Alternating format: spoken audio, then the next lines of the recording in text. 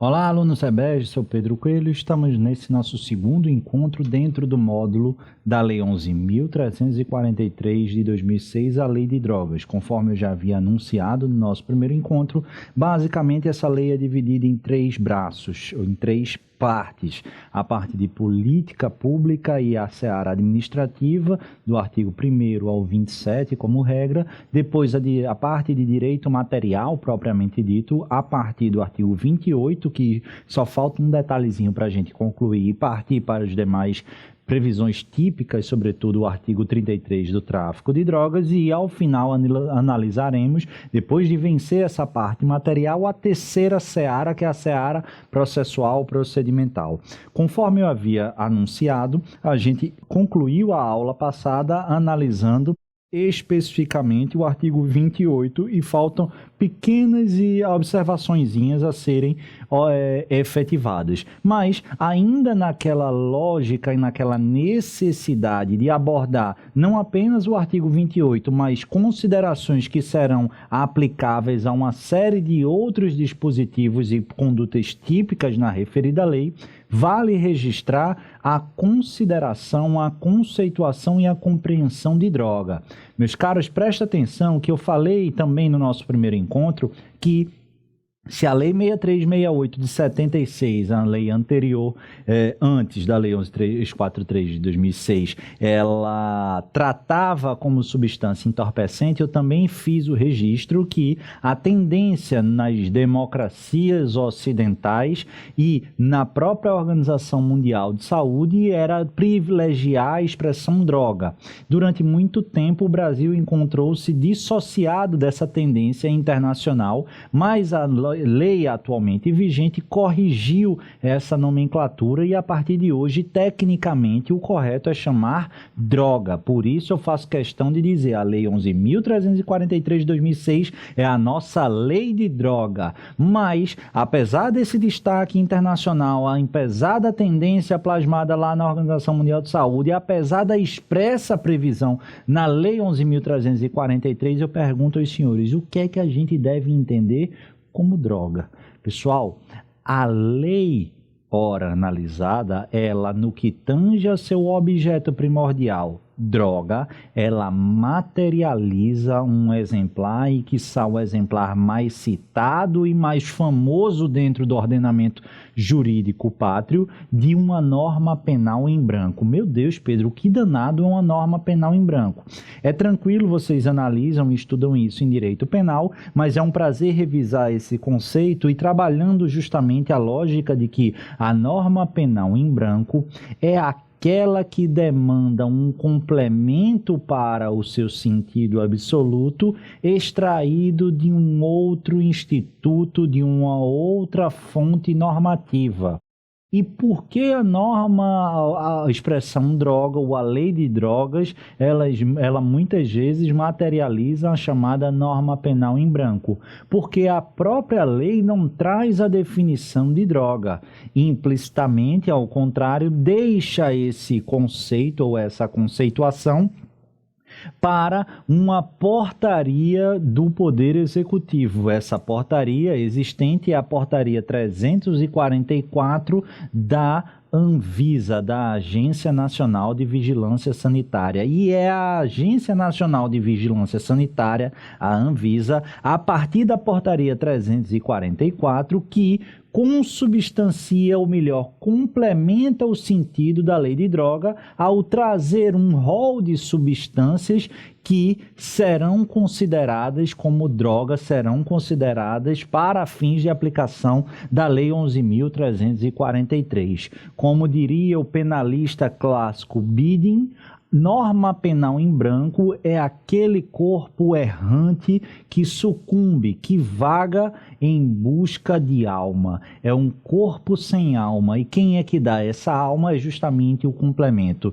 Fazendo essa analogia, a Lei 11.343 é um corpo errante vagando em busca de sua alma. E essa completude de corpo e alma, dando sentido à sua existência, é consubstanciada pela Portaria 344 da Anvisa. Esse é o conceito fundamental de norma penal em branco. A gente tem a lógica ou a classificação clássica de norma penal em branco, que é justamente quando o complemento ele se dá ainda no preceito primário. Pero o que é preceito primário mesmo? Preceito primário é aquele que consubstancia na norma a conduta típica. O preceito secundário, de sua vez, é aquele que consubstancia a punição, a pena em abstrato. O artigo 33 traz 18 tipos de condutas associadas à droga e essa é o preceito primário, ao passo que o preceito secundário diz quem cometer tráfico nesses 18 verbos aqui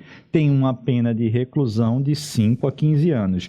Essa parte aqui é conhecida como preceito secundário. Pedro, a norma penal em branco, esse complemento, ela é só e exclusivamente para o preceito primário, essa é a regra. Mas, excepcionalmente, é possível, sim, identificar uma norma penal em branco que demande o complemento nesse preceito secundário. É o caso, justamente, mais conhecido do delito de genocídio, que traz a conduta, mas se refere a outros dispositivos legais, a outras normas legais para a definição da pena. Então, é o preceito secundário que é complementado. A doutrina chama esse tipo de situação de norma penal em branco às avessas, justamente porque a regra é o complemento no preceito primário. Além disso, além dessa classificação, eu preciso revisar e trabalhar com os senhores uma outra classificação que faz um pouco mais de sentido para a nossa existência e para a nossa compreensão da Lei 11.343. A norma penal em branco, que a gente já viu que a lei de drogas assim se estabelece, ela pode ser homogênea ou heterogênea. A homogênea, ela pode ser homovitelina ou heterovitelina. Que danado é isso, Pedro? Aparentemente é difícil, mas é simples, tá? Vamos lá primeiro definir o que é uma homogênea e uma heterogênea. A norma penal em branco ela vai ser homogênea quando o complemento, naquela ideia de corpo errante e alma, quando o seu complemento, a sua, entre aspas, alma, ela tiver mesma hierarquia ou status que a norma a ser complementada. Por exemplo, eu quero complementar a ideia de droga. Se o complemento se der por outra lei ordinária, nós teríamos uma norma penal em branco homogênea. Se fosse um complemento diferente de uma lei ordinária, por exemplo, uma portaria, perceba que a portaria tem status hierárquico normativo diverso da lei ordinária. E aí, nesse caso, nós teríamos uma norma penal em branco heterogênea, porque há uma heterogeneidade de status normativo entre a norma a ser complementada e o seu respectivo complemento. Beleza. E a homogênea, homovitelina e heterovitelina. A homogênea, a gente já viu, a norma a ser complementada é complementada por outra norma de mesma hierarquia, só que se essa norma complementar, digamos assim, ela for do mesmo objeto, da mesma área jurídica daquela norma a ser complementada, teremos uma classificação de norma penal em branco homogênea homovitelina. Uma lei penal sendo complementada por outra lei penal homogênea homovitelina, porque ambas estão associadas ao direito penal. Mas se, por exemplo, for uma lei penal a ser complementada pela lei civil, homogênea, porque ambas são leis ordinárias, mas heterogêneas, porque cada qual versa sobre uma área. Beleza? E heterogênea, a gente já viu aí que é o que nos interessa, porque o exemplo fundamental é a lei de drogas. Porque é a lei de drogas, 11.343, que precisa, para complementar o sentido de droga, de um complemento que está plasmado numa portaria. Diferentes hierarquias, norma penal em branco heterogênea. Beleza? Tranquilo, feitas essas considerações, vamos analisar o prazo prescricional e a importância da comparação em relação ao Código Penal brasileiro. Diz o artigo 30 da Lei de Drogas que prescrevem em 2 anos a imposição e a execução das penas, observado no tocante à interrupção do prazo disposto no artigo 107 e seguintes do Código Penal. Pessoal, presta atenção aqui comigo. Esse artigo 30, ele está trabalhando a ideia da prescrição para o artigo 28, tá? Em relação às condutas que a gente vai ver mais para frente, a gente vai aplicar a lógica do Código Penal. Para o artigo 28, não. Para o artigo 28, a gente vai observar essa previsão específica.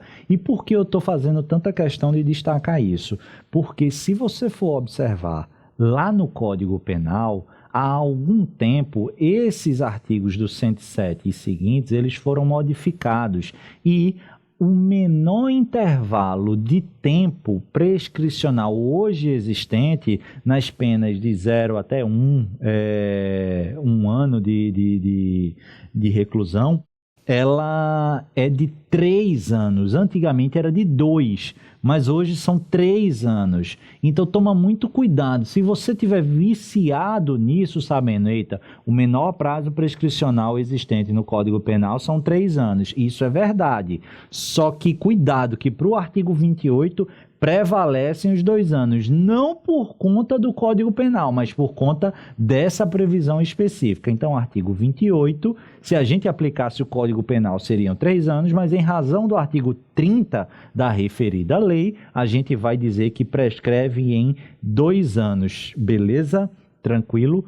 Cuidado com a situação nova, excepcional, na Lei 11.343. Isso aqui está pegando muita gente, tá? Imagine a seguinte situação, que você vai para uma festa e antes da festa chama João, José e Antônio para fumar um baseado.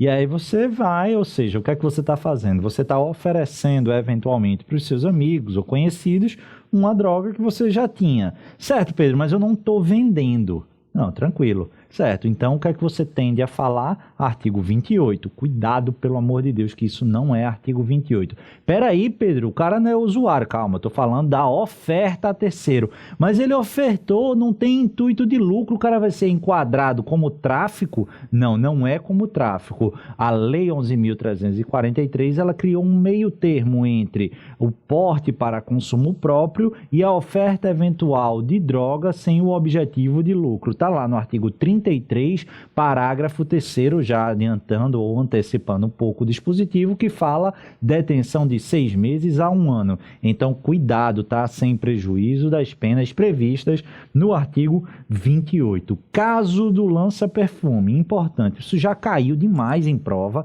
particularmente acho que não vai voltar a cair, mas é sempre bom passar uma peneira aqui para se precaver de eventuais indagações e casos práticos, aliás, muito interessante. Como é que foi e como é que se deu esse caso? Antes de mais nada, eu preciso trabalhar com vocês ou relembrar e consolidar a ideia de norma penal em branco. A lei de drogas, ela trabalha com a lógica da norma penal em branco justamente porque o conceito de droga, ele é trazido por uma portaria da Agência Nacional de Vigilância Sanitária, a Anvisa, portaria 344 da Anvisa. Certo, tranquilo, beleza, Pedro. Por que isso é importante? Que há lá um rol de substâncias que são enquadradas, são qualificadas como droga para fins penais, inclusive. Se eu retirar dali, por exemplo, se eu botar um remédio para dor de cabeça aí, Neosaldina, se tiver lá, Neosaldina vai ser considerado droga para fins penais. Mas se eu retiro de lá, eu preciso modificar a lei? Não. Eu retirei da portaria, passa a não mais ser considerado como droga para fins penais. Ou seja, se eu retiro uma substância dali, o que é que eu estou fazendo? Eu estou gerando um abolício criminis. Beleza? Certo, entendido isso, agora eu posso trabalhar com a ideia do lança-perfume. O lança-perfume, normalmente, mas não exclusivamente, é muito consumido quando? Época de carnaval. Carnaval, pessoal, antigamente, eu não sei hoje em dia, mas adorava um lançazinho perfume. Só que qual é o problema? O lança-perfume, ele está dentro dessa portaria 344. Ou seja, o lança-perfume é, para fins penais, considerado droga. Beleza. Só que o que é que acontece? Acontece que o diretor da Anvisa, há muito tempo, acho que nos anos 2000, início dos anos 2000, ele teve a ideia de retirar o lança-perfume, ou a lança-perfume, do rol de substâncias dessa portaria da Agência Nacional de Vigilância Sanitária. E assim o fez, meus caros. Ele retirou. Perceba que, como eu acabei de dizer, quando eu retiro o lança-perfume nesse momento, deixou de ser crime. E quando eu deixo de ser crime nesse momento, é algo que eu estou abolindo a criminalidade, é a abolício crimes. E a abolício crimes, ela tem o quê? Efeitos retroativos. Se deixou de ser crime, deixa de ser crime, inclusive com efeitos para o passado, aquelas condutas que anteriormente tinham sido praticadas, consideradas como criminosas, não mais também serão. Beleza, tranquilo, tudo isso vocês sabem lá das aulas de direito penal, dos estudos de direito penal. O problema, pessoal, é que a estrutura de análise de uma agência reguladora como a Anvisa, ela não autorizava de próprio punho, monocraticamente, o diretor-presidente a retirar uma substância dessa portaria. Melhor colocando, até autorizava, só que essa autorização ou essa modificação, ela ficaria submetida ao referendo do órgão colegiado. Teria plena validade, mas precisaria ser referendada. E aí é que chegou tal confusão. O que é que acontece? 7 dias depois, o diretor-presidente da Anvisa submeteu ao colegiado, o colegiado desceu o sarrafo e não referendou essa modificação. Mas perceba que, de acordo com a lógica do referendo, o ato ele tem plena eficácia e não havendo não tendo sido obtido o referendo, para de produzir seus efeitos. Mas naqueles 7 dias se entende que essa modificação ela produziu efeito. E foi isso que chegou nos tribunais superiores, mais especificamente no Supremo Tribunal Federal. Essa retirada temporária, visto que não foi referendada, ela gera abolício crimes ou não? Esses efeitos, eles são efetivados ou não? Ou com o referendo, com o não referendo da modificação, isso não terá validade. Pessoal, de maneira bastante objetiva, o que é que o Ministério Público falou? Falou que para o que houvesse abolício crimes seria imprescindível o referendo, mas não é isso que agasalhou o STF, justamente adotando a argumentação por mim previamente falada, que o ato monocrático ele tem plenos efeitos até a análise do referendo ou não. É a mesma coisa, por exemplo, numa decisão monocrática no Supremo Tribunal Federal que demanda o referendo do colegiado, por exemplo, ela tem plena eficácia e aí se o colegiado não corrobora, aí para de produzir seus efeitos. Aqui é a mesma coisa, só que com um detalhe. Se eu produzo todos os efeitos, a partir do momento que houve abolício crimes, dali para trás nada é crime, pessoal. E foi isso que o STF chegou à conclusão. Então, com essa modificação, mesmo não tendo havido referendo, apesar dessa abolício crimes ter sido temporária, nesses só 7 dias, além desses 7 dias, tudo para trás deixou de ser crime. Tudo para trás deixou de ser crime. E a partir da decisão colegiada, com a reinserção da lança-perfume no rol da portaria 344 da Anvisa, a partir dali voltou a ser crime. Mas a partir dali para frente, para trás, nada é crime. Lê comigo essa importantíssima, interessantíssima decisão do STF. Tráfico de entorpecentes, comercialização da lança-perfume. Edição válida da Resolução 104 de 2000, retirada do cloreto de etilo, a lança-perfume, da lista de substâncias psicotrópicas de uso proscrito, abolício crimes, republicação da resolução e relevância, retroatividade da lei penal mais benéfica, HC,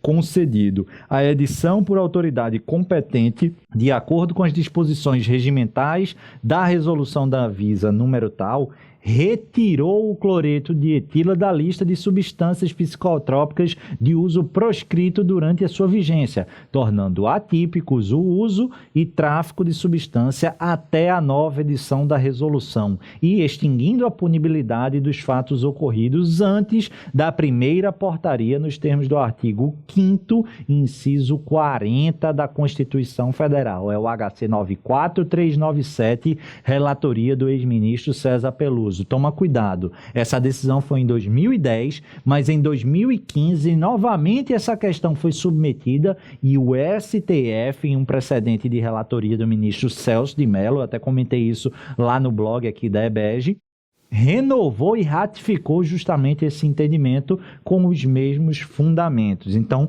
se liga, muito cuidado e atenção aqui. Inconstitucionalidade do artigo 28 e o recurso extraordinário 635-659 do Supremo Tribunal Federal. Pessoal, muita atenção, tá? Esse é um recurso extraordinário. Eu até mencionei e disse lá na primeira aula que o artigo 28 estava sendo analisado quanto à sua constitucionalidade ou não. E até agora, nesse recurso extraordinário 635-659, 3 votos, salvo engano, foram já colhidos e no sentido ou sinalizando pela inconstitucionalidade total ou parcial do dispositivo. Eu vou explicar rapidamente, mas o caso ele foi suscitado pela Defensoria Pública do Estado de São Paulo, um agente consumindo uma quantidade pequena de droga e o caso chegou até o STF como vários e o STF pensou esse precedente justamente para analisar em repercussão geral e colocar uma pá de cal sobre a constitucionalidade ou não do artigo 28 da Lei de Drogas. E aí, pessoal, até agora, como eu disse, tem o voto do relator Gilmar Mendes, o voto do ministro Edson Fachin e o voto do ministro Barroso. O Gilmar Mendes, em apertada síntese, disse que o artigo 28 era totalmente inconstitucional para qualquer tipo de droga e o Edson Fachin, o ministro Edson Fachin e o ministro Barroso seguiram parcialmente o relator, apontando a inconstitucionalidade, mas se limitando ao porte para uso pessoal, para consumo pessoal de maconha, não abrangendo as demais outras espécies mais fortes de droga, de entorpecente. Beleza? E Pedro, porque está sob pedido de vista, acontece que o ministro Teori Zavascki, que ele havia pedido vista para analisar o caso e infelizmente veio a falecer naquele trágico incidente, naquele trágico acidente de avião, antes de devolver ao plenário. Hoje está o processo suspenso, pendente de análise de seu substituto, o ministro Alexandre de Moraes, o carequinha que tende historicamente a votar pela constitucionalidade.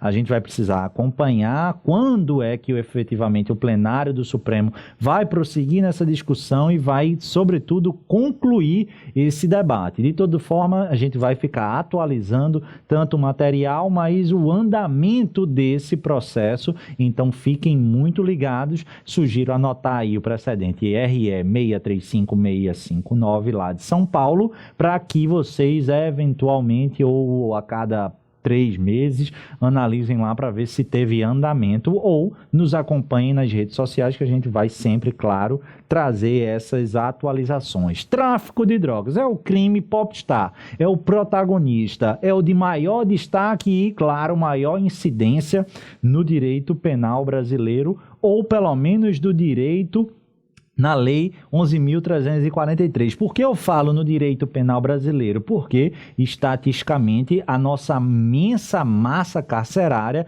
hoje, percentualmente, é composta, em sua maioria, por pessoas vinculadas direta ou indiretamente ao tráfico de drogas. O tráfico de drogas ele está previsto lá no artigo 33 e seguintes, com algumas peculiaridades, mas sobretudo no artigo 33. E o que é que acontece aqui no artigo 33? O tráfico de droga é um crime equiparado a hediondo e muita atenção aqui. Por quê? Porque nessas considerações, lembra quando eu estava falando falando do artigo 28, eu disse, olha, eu vou trazer uma série de classificações aqui que talvez para o seu artigo 28 não seja tão importante ou relevante para fins de prova. Mas tudo que eu falar aqui vai ter que ser transportado lá para o artigo 33, para o crime de tráfico de drogas. Assunto dado é assunto visto. Não dá para a cada tipo penal voltar à classificação. Então, lembrando, aqui, crime vago também. O titular do bem jurídico é a coletividade, o sujeito passivo é a coletividade, o bem jurídico é a saúde pública, é um crime plurinuclear, é um crime, um tipo misto, um tipo penal misto alternativo, são 18 verbos nucleares, também é uma norma penal em branco, uma norma penal em branco heterogênea, já que é complementada pela portaria 344 da Anvisa, assim sucessivamente. Tudo aquilo que a gente falou lá na classificação do artigo 28, transportem para cá, certo? Diz lá o artigo 33 caput, trazendo 18, tá? 18 verbos que eu quero que você se atente. Traficar droga é importar, exportar, remeter, preparar, produzir, fabricar, adquirir, vender, expor à venda, oferecer, ter em depósito, transportar, trazer consigo, guardar, prescrever, ministrar, entregar a consumo ou fornecer o quê? Droga. O que é droga? É o que a portaria da Anvisa diz. Ainda que gratuitamente, sem autorização ou em desacordo com a determinação legal ou regulamentar. Duas observaçõezinhas aqui. A primeira, ânimos. Verdadeiro ou falso, para que haja o tráfico de drogas, é imprescindível constar no elemento subjetivo do agente o ânimos da mercancia, o ânimos da venda de droga ou da obtenção de lucro. Isso está falso, tá? Tanto que qualquer dessas condutas, ainda que praticadas sem o intuito de auferir dinheiro, tanto é que, ainda que gratuitamente, estará plasmado o delito. Não confunde com o parágrafo 3º desse mesmo dispositivo, que é aquele que você eventualmente compartilha da droga com outras pessoas de maneira gratuita. Esse não, esse é um dispositivo específico com uma pena muito menor. A pena desse tráfico do caput do 33 é de 5 a 15 anos de reclusão. E a segunda observação que eu destaquei aí, prescrever e ministrar. Em regra, a doutrina aponta que esse caput ele traz verbos que consumam o delito de tráfico e o tráfico se consubstancia como um crime sem qualquer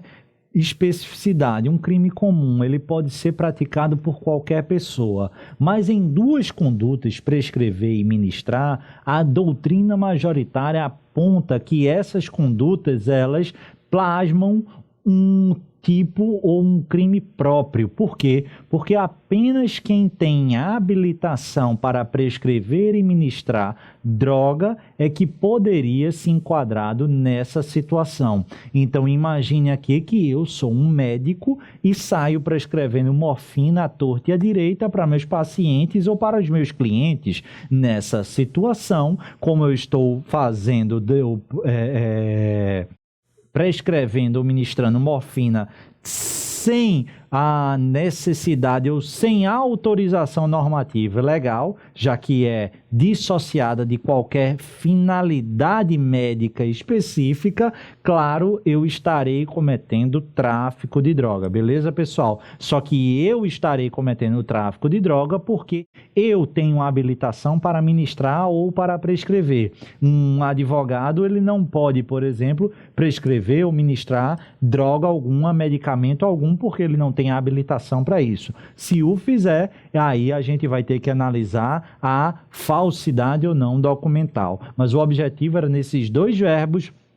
A doutrina majoritária aponta que estamos diante de um crime próprio, tranquilo? E o tráfico privilegiado, Pedro, esse nome é medonho, tá, pessoal? Por quê? Porque privilégio, assim, ele deve ser entendido como aquelas situações em que a gente aponta casos ou situações ou aspectos em que vai haver uma diminuição de pena, mas sem um patamar fixo estabelecido. Aqui, esse parágrafo 4º, na verdade, o que ele traz é uma causa de diminuição da pena e não um privilégio. É diferente, por exemplo, qualificado e privilegiado. Quando o crime é qualificado, ele apresenta um preceito secundário diverso. Então, vamos supor, uma conduta fundamental, ela tem de 1 a 4 anos do preceito secundário, o crime qualificado vai ter de 2 a 5, da mesma forma, a conduta primordial ou primária aponta um preceito secundário de 2 a 5 anos, o crime privilegiado ele vai ter uma conduta, um preceito secundário de 1 a 4 anos. Aqui no tráfico privilegiado, ou dito tráfico privilegiado, a gente não tem um preceito secundário dissociado. O artigo 33 ele traz de 5 a 15 anos. Esse mesmo preceito secundário vai ser observado aqui nesse tráfico. A única diferença é que esse tráfico dito privilegiado, e aí assim que a doutrina trabalha, ele na verdade ele não enseja um privilégio, mas sim é um tráfico diminuído, assim como eu prefiro, ou um tráfico com causa de diminuição, ou como mais tecnicamente você deve abordar no seu concurso, é o tráfico com a causa especial de diminuição de pena do parágrafo 4º do artigo 33. Por quê? Porque o parágrafo 4º do artigo 33, ele vai dizer, doutor, desde que preenchidos esses requisitos aqui, esses 4 requisitos aqui, você vai pegar o preceito secundário do artigo 33, de 5 a 15 anos, e vai observar uma causa de diminuição da pena de 1/6 a 2/3. Lê comigo aqui. Parágrafo 4º diz: nos delitos definidos no caput e no parágrafo 1º deste dispositivo, as penas poderão ser reduzidas de 1/6 a 2/3. O que eu disse, desde que o agente, vamos lá, cuidado aqui, tá? Seja primário, primeiro requisito. Tenha bons antecedentes, segundo requisito. Não se dedique às atividades criminosas, nem integre organização criminosa. Vamos analisar detidamente esses requisitos. Ser primário, ou seja, é não ser reincidente. Tecnicamente, primário é aquele que não é reincidente. Isso aí vocês estudam lá no direito penal. Ter bons antecedentes, tranquilo, também não traz maiores dificuldades. Não se dedique às atividades criminosas. Aqui eu tenho uma observação, tá? Recentemente, o Superior Tribunal de Justiça, ele indicou a não aplicação da sua súmula 444 para essa situação. Poxa, Pedro, assim está muito vago. O que é que diz a súmula 444? A súmula 444 do STJ fala o seguinte, que ações penais em curso e inquéritos policiais não poderão ser utilizados para agravamento da pena base na primeira fase da dosimetria da pena em qualquer hipótese. E isso por quê? Porque isso estaria a violar, a afrontar a presunção de inocência. Afinal, não existe nessa situação narrada na súmula o trânsito em julgado. Beleza? Beleza, Pedro, tranquilo, concordo, é bem interessante, e realmente você falando aí, eu lembro, e até o STF, né, corrobora com esse entendimento justamente.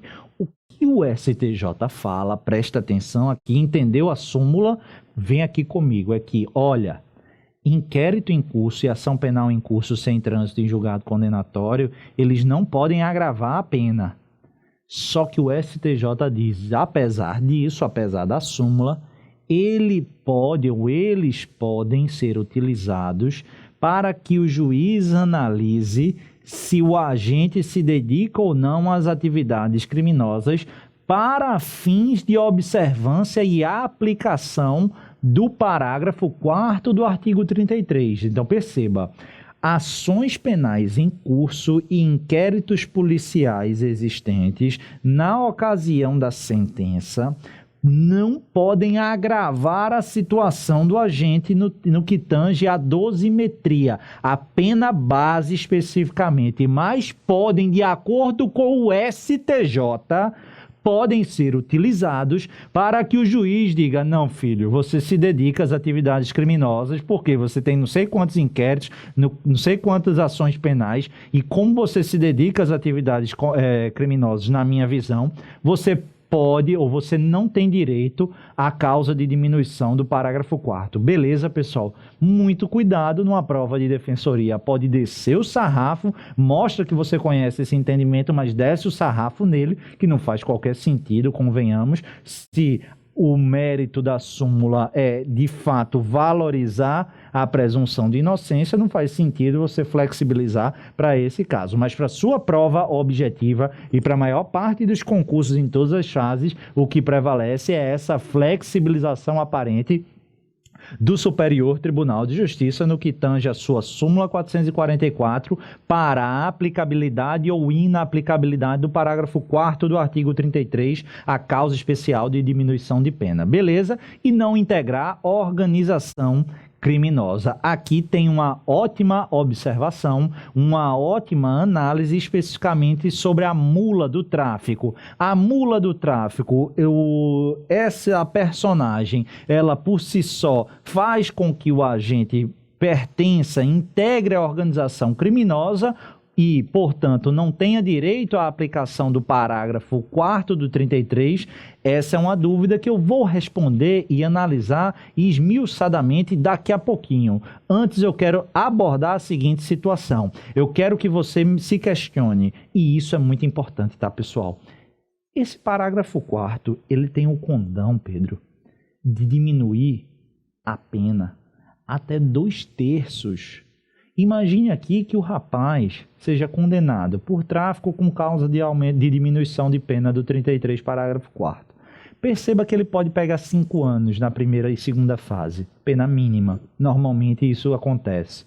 Imagine que ele seja agraciado com a causa de diminuição no seu patamar máximo, 2/3.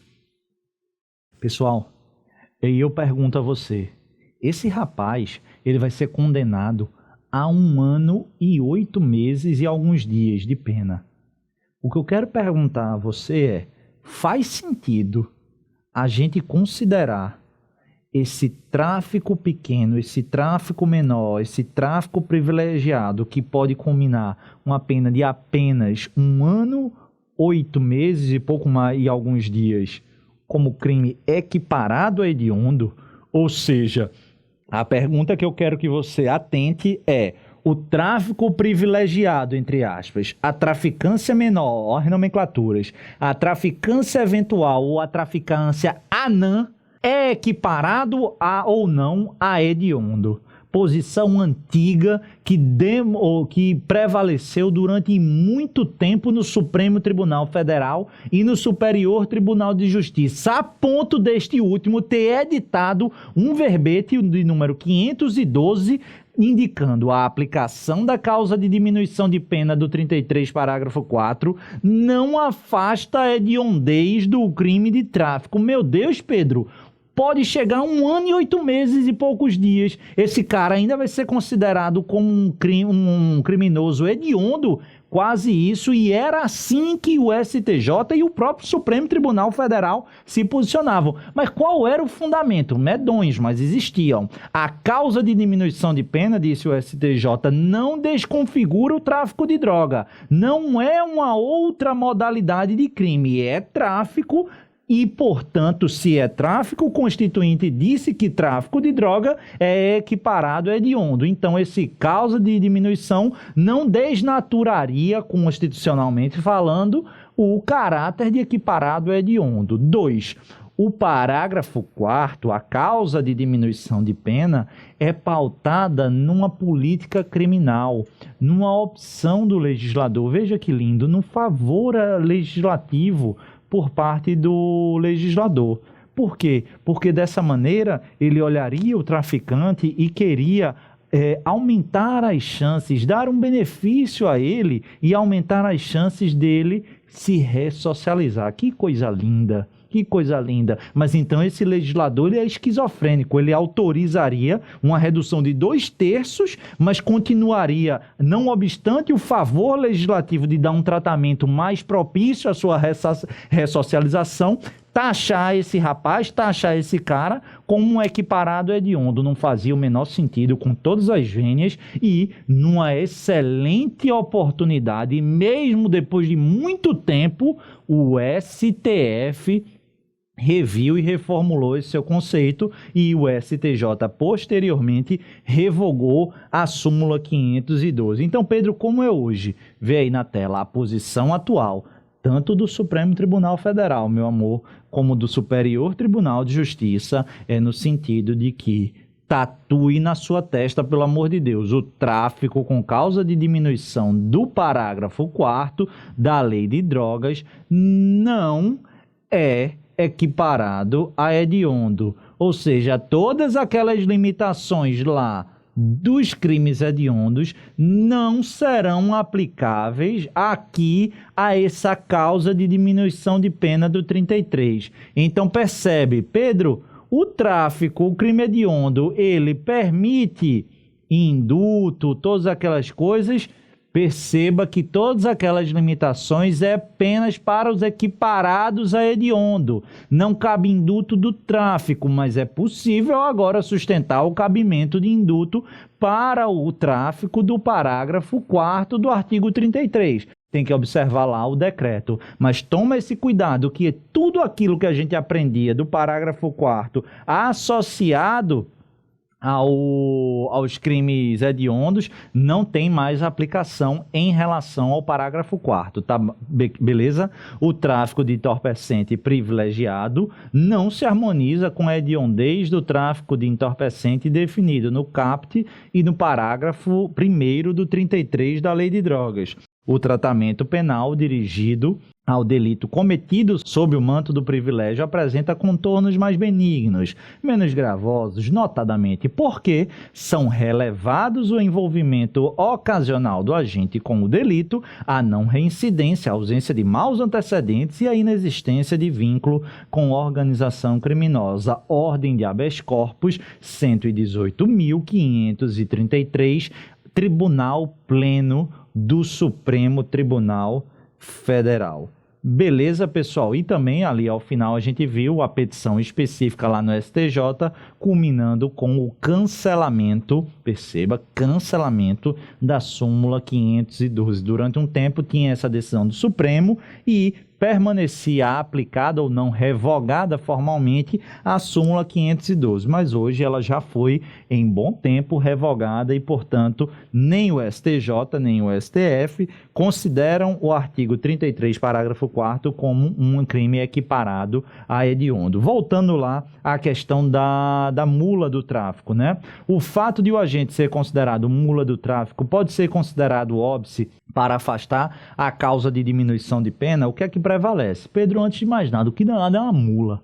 Que é a mula do tráfico? É aquele bicho, parece um cavalo que vem trazer... Não, obviamente que não é isso, pessoal. Mas eu sei que alguns alunos nunca militaram na área criminal. Então, por dever de ofício, eu vou rapidamente explicar o que é uma mula de maneira bem tranquila. E eu posso falar com muita tranquilidade, por quê? Porque nos meus 2 primeiros anos de defensoria, de 2011 a 2013, eu morei no Acre, né? Fui lotado no Acre. E o Acre ali, região de tríplice fronteira. Ela faz fronteira com a Bolívia e também com o Peru. E, se é uma região de tríplice fronteira, como todos vocês já devem imaginar, é uma das principais portas de entrada da droga, sobretudo de cocaína, no Brasil. Vocês devem saber que nenhuma cocaína é produzida diretamente no Brasil. Toda a cocaína advém do estrangeiro, sobretudo da Colômbia, da Venezuela, do Peru e da Bolívia, dentro do território brasileiro. Vem da América do Sul para aqui para dentro, certo? Isso tudo tranquilo, Pedro. Só que o que é que isso acontece? Isso gera, para quem está lotado no Acre e nas regiões de fronteira, que a demanda, se você trabalha com direito penal, meu caro, vai chover questões relacionadas à Lei 11.343. Por isso que eu fui obrigada, na marra, a aprender na visão prática. Na visão teórica, eu já tinha estudado para, inclusive, passar na Defensoria Pública da União. Mas, na prática, a teoria muitas vezes é diferente. Mas, dito isso, na visão prática, a figura que mais chegava, não exclusivamente, mas numericamente, sim, na Defensoria Pública da União, lá quando eu estive no Acre, É a tal da mula. A mula é aquela pessoa totalmente descartável, sem qualquer importância na estrutura de uma organização criminosa. A miúde, essa mula não tem nem ideia de como é constituída, como se forma, qual é a hierarquia e qual é a abrangência da organização criminosa. A única coisa que em regra, chega até ele é a abordagem de um membro da organização dizendo: olha, ou você quer a chance de ter uma grana, de fazer um dinheiro, e aí aborda essa mula para que ela sirva de transporte da droga. Mas alguns casos são emblemáticos, não são exclusivamente, mas quais são os perfis de mula? Não, muitas vezes usuário de droga ou ex-usuário de droga que está com a dívida imensa com seus fornecedores e não tem dinheiro. O cara chega e faz: olha, tu tem três opções. Ou tu paga, mas tu não tem dinheiro. Ou tu morre, e eu acho que tu queres viver. Ou então tu vai levar esses 5 quilos de cocaína lá pro Brasil e aí tu considera a tua dívida paga. Você acha que o cara vai pagar? Ele até pagaria se ele tivesse dinheiro. Você acha que o cara vai morrer? Obviamente que não. O que o cara faz? O cara aceita o trabalho. E quando cai, ele é taxado como traficante. Volta lá. Outra situação. Quando o cara, ele tá com dívida com esse pessoal, mas aí abordam quem? A mãe ou a mulher do cara. É uma desgraça. É uma desgraça. O que tinha de mãe, meu Deus do céu. Aí a mãe, para perdoar a dívida do filho, fazer o quê? Aceita trabalho. Cai, porque tá nervosa, não tem experiência. Polícia para, a pessoa já tá suando lá. O quê? Droga, tchau e bênção, mula do tráfico. Ou também mulher, esposa ou namorada que se encanta por alguém do tráfico e ludibriada por ele vai, e aí o que acontece? Cai também da mesma forma. E tem também, claramente, aquela pessoa que está de olho numa grana a mais para ajudar os filhos, ou mesmo para comprar um tênis, para comprar um carro, para comprar um item de consumo que deseja, enfim, para satisfazer um interesse ou um desejo pessoal. Também acontece. O que é que todas essas pessoas têm em comum? Como regra, essas pessoas não conhecem a organização criminosa e, portanto, não dá para dizer que elas pertencem à organização criminosa. Tampouco tem experiência na seara criminal. Muitas vezes tem nenhuma passagem na polícia, não tem inquérito, não tem ação penal, não tem absolutamente nada. Até porque tudo isso é requisito lá do parágrafo 4º. Mas, muitas vezes, o órgão de acusação, a parte acusadora e alguns juízes entendem que não. A mula, ela desempenha um trabalho essencial para a realização do tráfico. Isso é verdade, Pedro? É. Só que ela não pertence à organização criminosa. Ela é mão de obra substituível. Sempre vai ter alguém desempregado, alguém que está submetendo você. Quando ataca essa raiz do problema, esse ponto do problema, melhor colocando, você não está fazendo absolutamente nada. Você está aumentando a massa carcerária e não está combatendo. Por quê? Porque essas pessoas são descartáveis. O que você perde não é a pessoa, a sua organização criminosa não sofre nenhum abalo, ressalvada a quantidade de droga. Mas são quantidades, em regra, pequenas. Por quê? Porque os grandes carregamentos você não vai confiar a pessoas que você sequer conhece ou sequer confia. Enfim, beleza? É isso que eu queria falar. Feita essa consideração e apresentado quem danado são essas mulas, o que eu quero apontar é que houve sempre uma divergência, e ainda há no cenário doutrinário e sempre houve no cenário jurisprudencial que está se arrefecendo.